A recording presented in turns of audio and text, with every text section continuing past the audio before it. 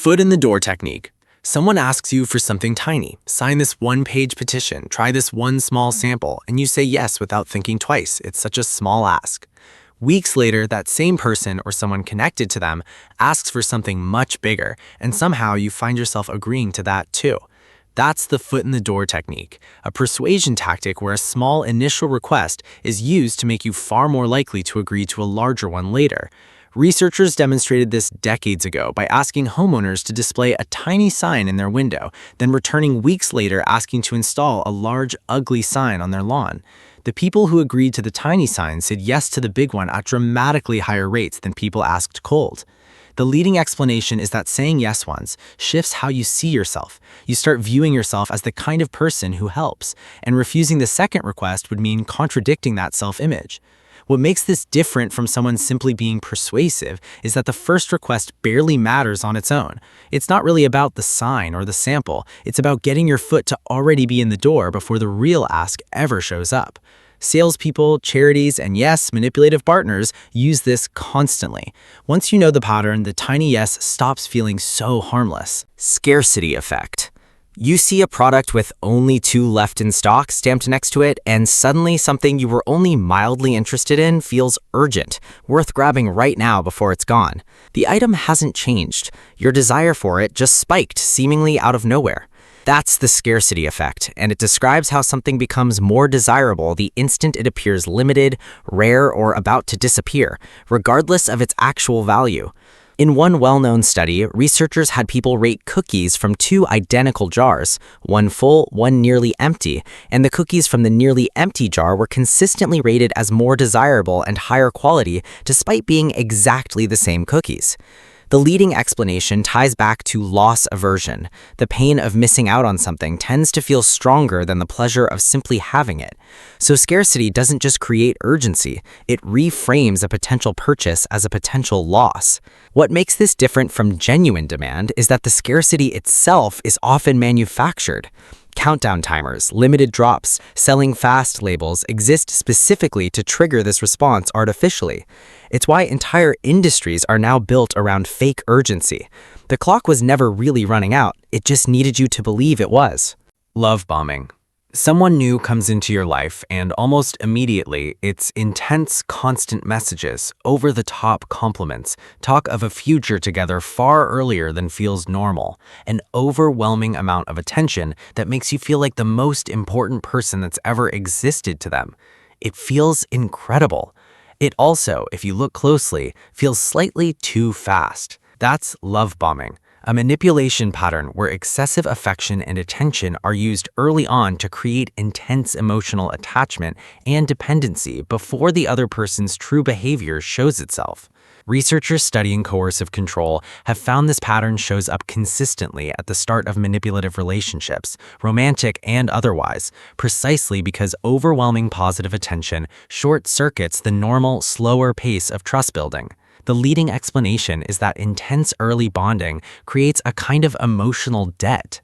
Once you've been made to feel this special, this fast, pulling back later feels like a personal loss worth fighting to avoid, which is exactly the leverage it's designed to create.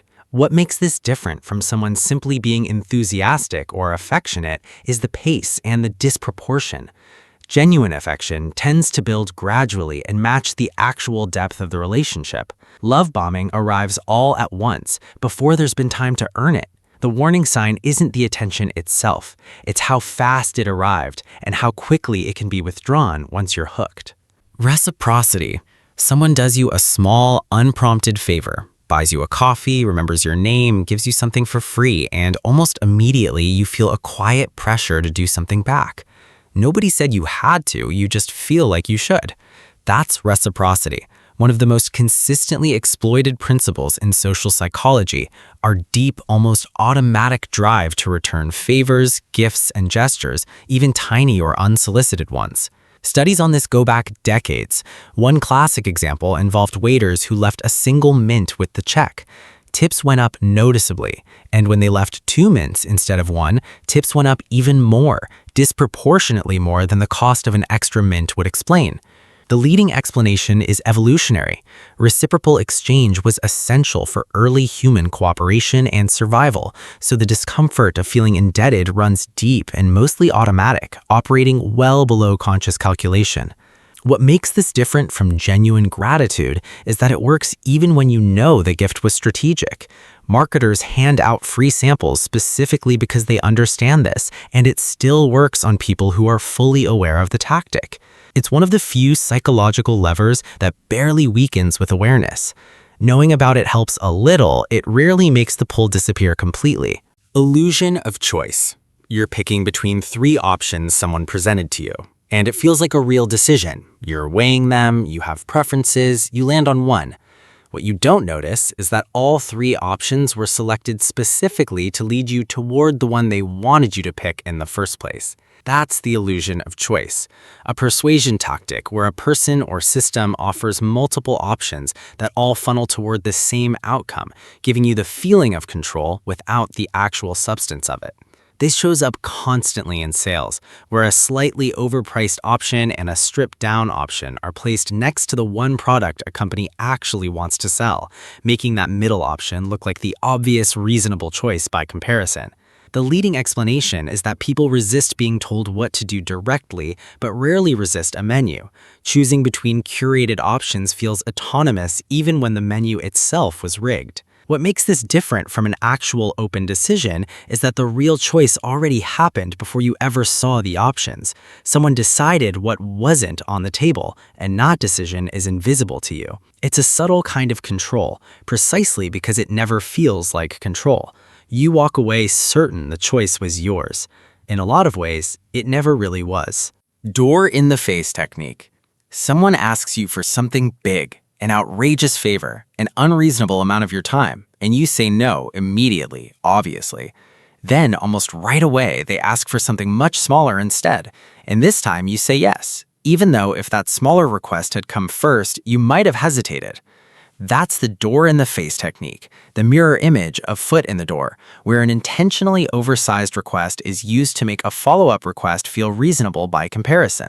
In the original study, researchers asked people to volunteer as unpaid counselors for juvenile delinquents for 2 years straight.